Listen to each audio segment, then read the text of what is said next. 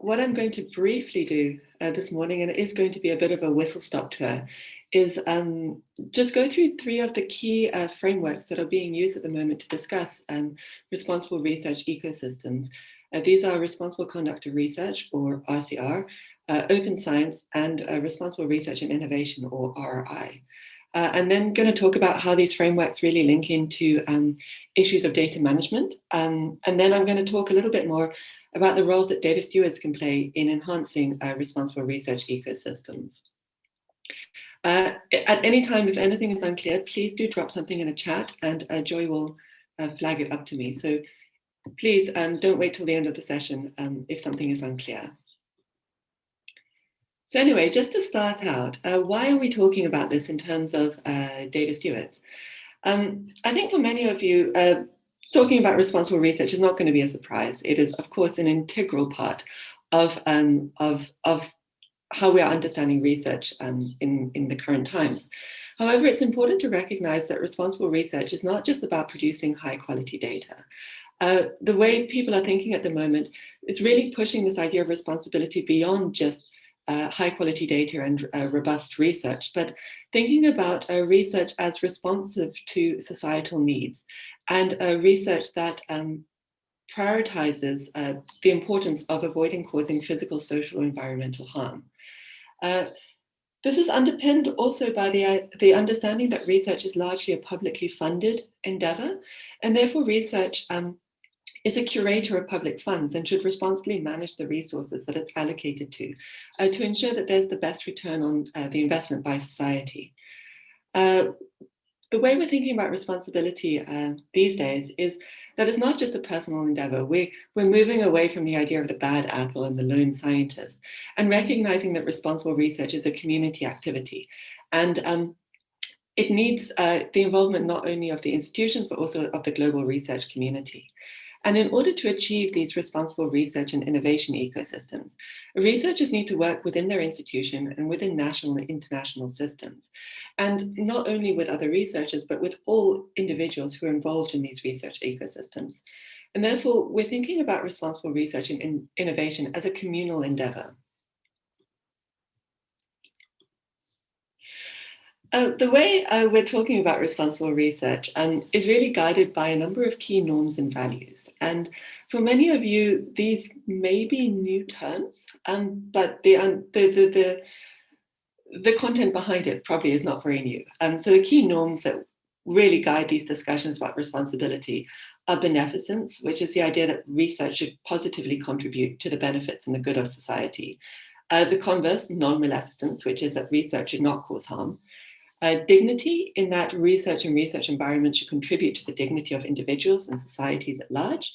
And justice, in that research should contribute to making the world a more just place. And these key norms are actualized through key values, which include openness, transparency, and reproducibility. So as I said, discussions of responsibility have really coalesced into a number of different frameworks that are very useful in talking through some of these different aspects of responsibility. And I'm going to talk to you very briefly about three of these frameworks. The first is RCR, which outlines the expectations made of individuals and institutions to ensure beneficial research and research environments that avoid causing harm. Open science, which outlines the responsibilities towards sharing research outputs and really foregrounds research outputs as a global resource that should be shared equitably. And responsible research and innovation, which is slightly different from the other two in that it looks at research in the context of future innovations and the embedding of these innovations into society. So RRI really foregrounds anticipatory practices that can ensure that research can positively influence society as it transitions into innovation and societal applications. So kind of thinking about the long-term impact of research. So in order to just make sure everyone's on the same page, I'm just going to talk through these three frameworks in the next few slides. And of course, the first is RCR. And I'm sure for many of you, this will not be a new framework. At some point, you probably will have come into contact with it in the course of your career in research. So RCR outlines a number of different areas that individuals need to think about in order to be responsible researchers. Of course, the most common one, and the one that most people are familiar with, is the idea of research misconduct. And by that, I'm talking about the big FFP misconducts, which is fabrication, falsification, and plagiarism, but also other types of research misconduct. It's a familiar topic for most researchers and for most people in institutions. However, RCR as a framework really extends responsibility beyond research misconduct to many other areas of responsibility. And these areas of responsibility highlight the number of different roles that researchers play within the academic environment. So if you look at the diagram on the right-hand side of your screen, you'll see that RCR includes protection of human subjects, data management practices, dealing with conflicts of interest and commitments, collaborative research, authorship and publications, peer review, and the relationships between researchers and their mentees and also their trainees, and the role that researchers play as teachers in the academic environment. And RCR just really works very well as a framework that brings all these different areas of responsibility together. So you can start talking to researchers about the way they think about the responsibility as they move through these myriad of different roles. So RCR really highlights the key areas that contribute to truly responsible research in learning environments. And it's important to recognize that RCR really follows through with the current discussions of responsibility, in that it doesn't expect the researchers to operate in all these different areas by themselves. It really foregrounds the idea that researchers need to be supported by their institutions, by governance frameworks, and by national research infrastructures in order to actualize responsibility in these different areas. And therefore, RCR as a framework is both an individual tool for thinking about responsibility, but also a tool for talking about collective responsibility, about how individuals and institutions can work together to orient research towards societal benefits and responsible research outputs. So that's RCR. But in the early 2000s, it was recognized that RCR, perhaps as a framework, was not doing the entirety of the job it needed to do. And this was because of a number of different reasons. The first was that there was an increasing amount of scrutiny of research by the public that's foregrounding expectations in research and foregrounding the idea that the public should be more intimately involved in the research process. As I said, research is recognized as a publicly funded endeavor, and therefore there's an increased interest in public scrutiny to make sure that the research investments, the financial investments, are yielding societally responsible and appropriate results. There is also an increased science literacy within communities, which is awesome, and the advent of the citizen science movement, which is really blurring the boundaries between academia and society and pushing discussions about why society and citizen scientists and scientifically literate individuals cannot get more access to research outputs. And then the final one is the fact that with the induction of the SDGs, the Sustainable Development Goals, there's an increased attention to the global nature of research and the need for global collaboration in order to solve these huge developmental goals. So the diagram on the right, I like very much. It kind of nails it down in a nutshell. There's an increased trust in science. There's an expectation that we shouldn't waste public resources. There's a need to get constructive feedback and involve society in research processes. There's an increased need to speed up discovery in order to take research forward, and a need to be international and inclusive in all aspects of research. And one of the ways that the research community and discussions about responsibility have really addressed these challenges head on is the development of the open science movement. And I know on Monday you got quite a lot of discussion about the open science movement, but for those of you who perhaps missed Monday or would like a recap, open science is defined as the practice of science in a way that others can collaborate and contribute, where research data, lab notes, and other research processes are freely available under terms that enable reuse, redistribution, and reproduction of the research and its underlying data and methods. So really pushing forward the key values that I was talking about, the openness, transparency, and reproducibility. So open science is really thought of as an umbrella term that encompasses a whole range of different activities and different communities who are working very hard to push forward openness in different aspects of research. And these include perhaps the more familiar ones, such as open access and open data, free and open source software, but then a whole lot of new communities like open notebooks, open peer review, open educational resources, which are the MOOCs, the massive open online courses, and citizen science. And then one that's not mentioned, but is gaining popularity, open hardware as well. And just to recap on the idea of openness, openness in open science sometimes comes under discussion because free can have two different meanings in English. Free can be understood as gratis or Libre. And I really love the quote by Richard Stallman, which is think free speech and not free beer when you're thinking about openness. Gratis, as in free beer, means that there's no cost. So you can get access to a resource with no extra cost, and you have no restrictions or expectations about how you would reuse that. So if you go to a party, you can take beer that's free. You can either drink it yourself, you can sell it on. It's totally up to you, and there's no cost attached to you taking the beer, aside from perhaps people being annoyed that you took all the beer at the party. However, Libre is slightly different. So Libre doesn't necessarily mean no cost, it means available. So it means without restriction. So free speech is a human right that you have, you are enabled to use without any restrictions on your speech. However, free as in Libre, in contrast to gratis, also comes with expectations of responsibility. So if we think about free speech, it is a right of every individual to be able to engage in free speech. However, it only really works if the entire community supports the rights of individuals to have free speech and safeguards those rights within the community. So Libre, as opposed to gratis, not only means without restriction, it also means with an expectation of responsibility to make sure that you are using that right in the appropriate way and that you're safeguarding the right for other people.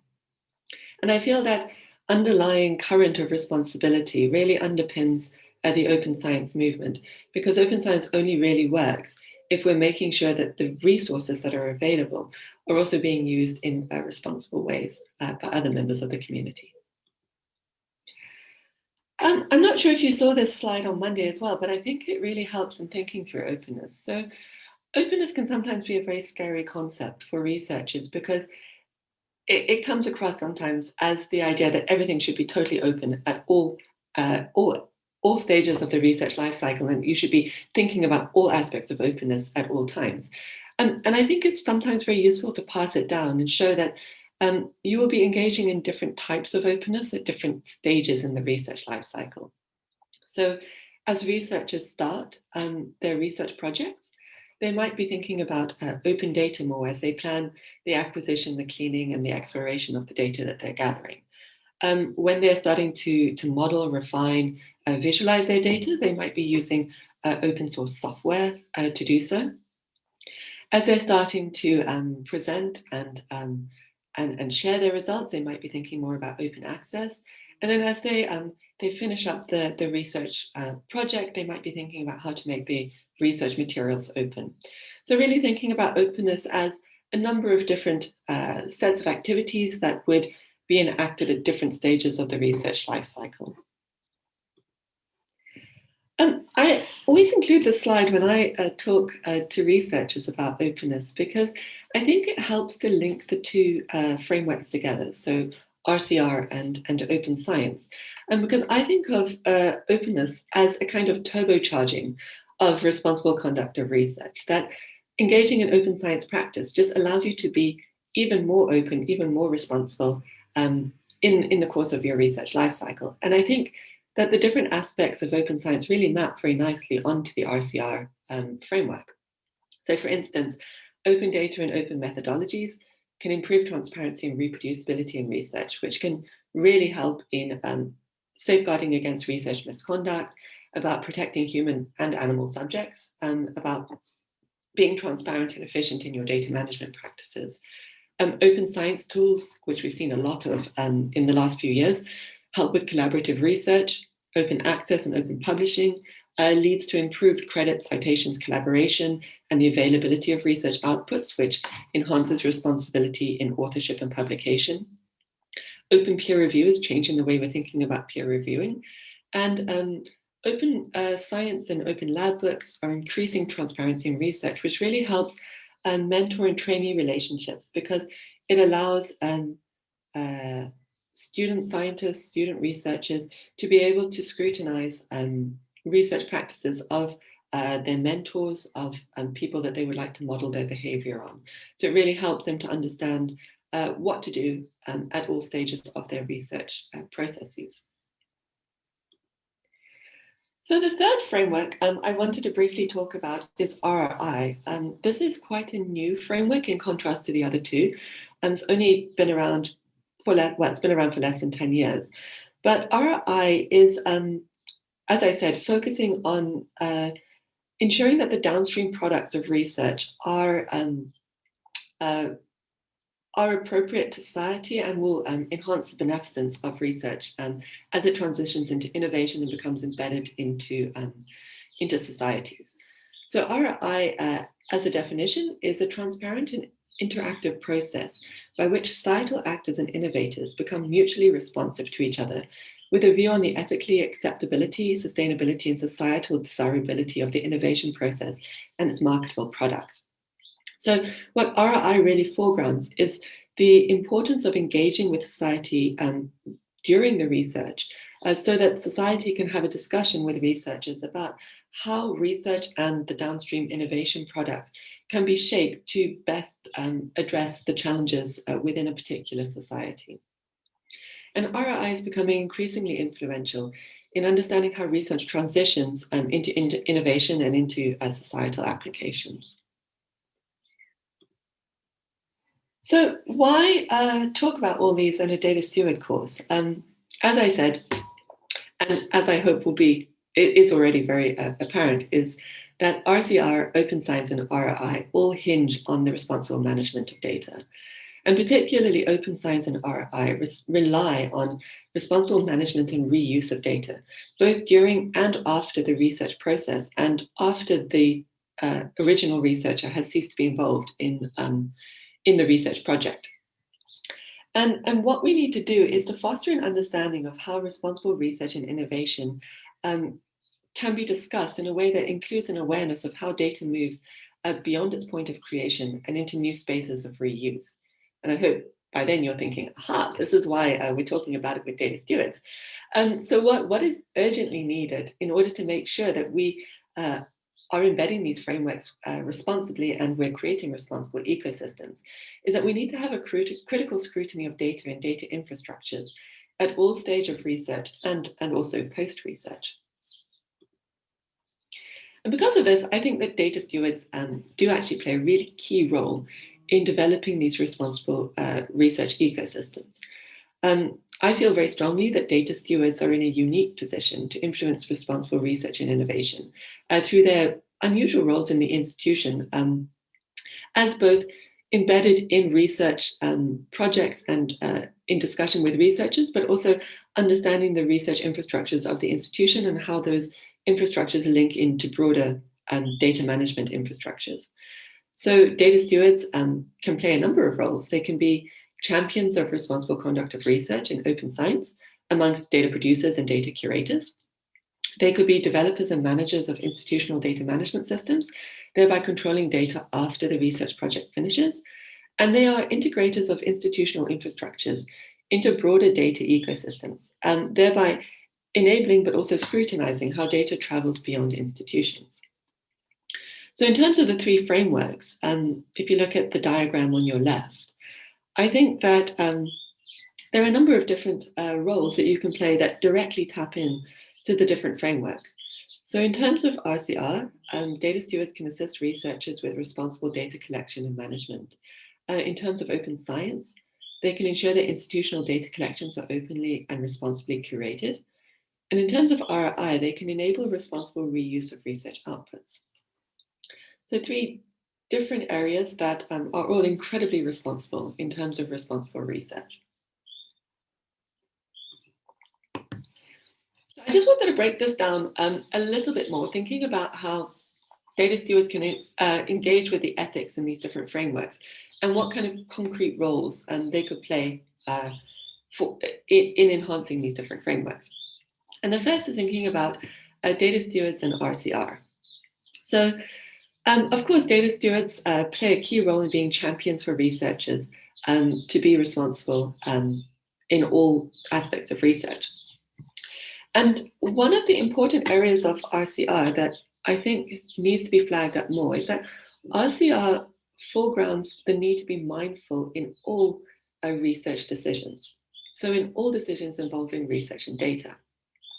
And this extends beyond poor research conduct and misconduct to try and enhance researchers' awareness that the daily decisions that they make can influence the responsibility of their research. And I like to use the term micro decisions have macro consequences. So when we're talking about RCR and data management, there are a number of different ways you can start thinking about how micro decisions would have large consequences.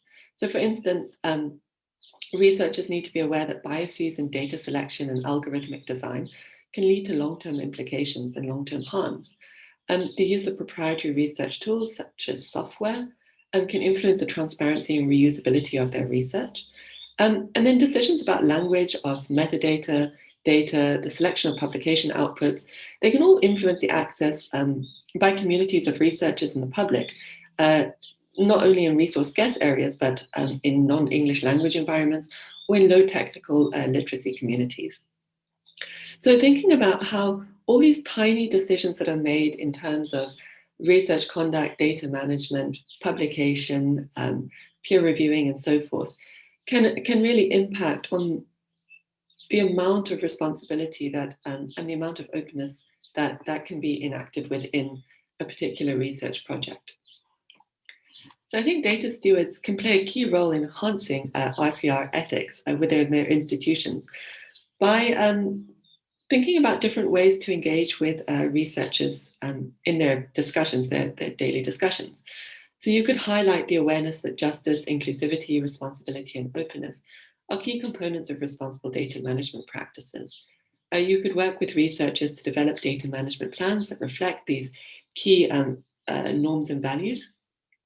You can encourage researchers to regularly revisit their data management plans to ensure that data management reflects changing project protocols and changing national and international ecosystems.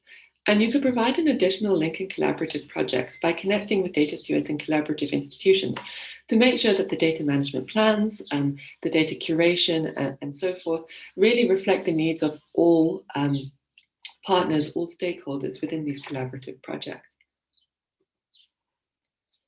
So the second area, of course, is talking about data stewards and how they play a role in open science ethics. I know when we talk about open science, we often talk about it in very positive terms about how openness is going to change research, how openness is the future, and that is undoubtedly true. However, we have to recognize that open science is still a work in progress, and the open science landscape is not necessarily equally open to all researchers.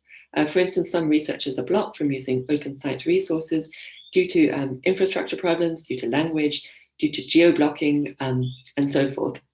And we need to be aware of how the tools we use influence the accessibility of resources to other user communities, not only within academia, but also within societies around the world. So what needs to happen, in my opinion, is that we need to encourage researchers to critically unpack the tools that they're using to make sure that they are actually optimizing the openness for the resources that they're sharing.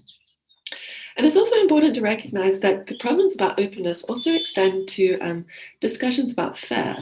On Monday, you were introduced to the concept of FAIR data standards, as in findable, accessible, interoperable, and reusable data. However, when we're talking about fair data standards to researchers, it's important to question who we're thinking about when we assess the fairness of the data. So just trying to shine a lens on our preconceived biases. Are we thinking about colleagues in our own institution? Are we thinking about colleagues in the UK or another high-income country? Are we thinking about the colleagues in low middle-income countries with infrastructural challenges, such as low bandwidth? And are we thinking about non-research communities? And if so, which ones? And if we think about who we're thinking about, we can sometimes see that making things findable is not necessarily, sorry, how am I going to put this? Making things findable, accessible, interoperable, and reusable within your own institutional or national context doesn't necessarily translate to these other communities. And there might be other ways that you can enhance, particularly the findability of your data, by depositing it on a number of different repositories, about annotating it in ways that will make it accessible and understandable to non-research communities and so forth. So it's always important to remind ourselves that our frame of reference influences our data management choices and the systems that we use. So as data stewards, you can play a key role in enhancing open science ethics by establishing links with colleagues in different research and also non-research institutions, and testing fit for purposeness of data curation decisions. You can, because you are in a position of expertise, you can strategically question whether new tools, platforms, and curation practices contribute to global access. And if not, what is the justification for using them? And are there alternatives that could be equally usable but enhance global accessibility? And then finally, as data stewards, you should engage with researchers who are directly involved in public engagement work, who are involved in international collaborations, and for those who work with governmental and non-governmental organizations, to find out whether there are options that could facilitate meaningful data sharing and reuse to these communities. Sometimes, as researchers, we get very bogged down with the norms of our disciplinary community, with the traditions of our institution and so forth, and we don't necessarily think, or we're not necessarily aware of other data sharing preferences within non-research communities that could really enhance the reusability and the sharing of data. So finally, in terms of ROI ethics, so ROI, as I said, really foregrounds the understanding and the awareness of how research moves beyond the original research project into innovation and becomes embedded in society through policy changes, through technology developments, and so forth. What is important to recognize with ROI is that the social consequences of a technology are difficult to predict early in the life of a technology. And therefore, sometimes researchers will not or could not be aware of the long-term impact of their research. Nonetheless, without the precaution on the part of the innovators, it can lead to a situation that by the time undesirable consequences are discovered, the technology has become so embedded in the whole economics and social fabric of society that its control is extremely difficult. So what I mean by this is that it is incredibly important to start discussions with researchers about long-term use and reuse of the data and the research that they are producing, to start thinking about ways that you could safeguard against the misuse of research as it moves into society. And as data stewards, you can play a key role in enhancing ROI within your own institutions by monitoring data reuse from institutional repositories to see where the data are going, what type of technologies and reuse practices it's being integrated into, and whether there are any ethical concerns that need to be flagged up. You can engage with innovators, particularly in startups, within innovation hubs and so forth, to discuss ROI and data management. I feel particularly for many startups, there is such a pressure to get a commercially viable product that data management sometimes becomes oh, we'll deal with it later type of event, instead of something that is embedded and baked into the design of the product. So, but by providing a link between the researchers and the innovators, particularly within institutions that have these kind of innovation hubs, you can make a really positive change towards enhancing ROI through in innovation. And finally, you can play a key role in ensuring that the curation of institutional data supports ROI in key areas such as gender and language inclusivity, to make sure that the outputs of the research really do support movements towards societal benefits. So as I said, that was really a very whistle-stop tour of data stewards and ethics. I hope that, obviously, it's a lot to take on at once, but I hope just by introducing the 3 frameworks and trying to problematize the areas that data stewards can work in to enhance responsible conduct of research, responsible research and innovation and open science, you can see the number of key roles that data stewards can play in enhancing ethics within institutions. And I've broken this down as a summary slide into 4 key areas. So first of all, you as data stewards are experts. You're experts in data, you're experts in data infrastructures and so forth. So you can play a key role in providing advice to researchers on open and responsible research conduct.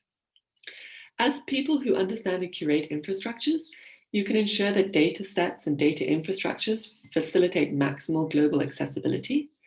As an overseer, you can monitor the reuse of institutional data to safeguard against harmful reuse. And as an expert in society, so you play a key role within your broader society as someone who understands research and understands data, you can help foster understandings of responsible data practices, both within academia and beyond.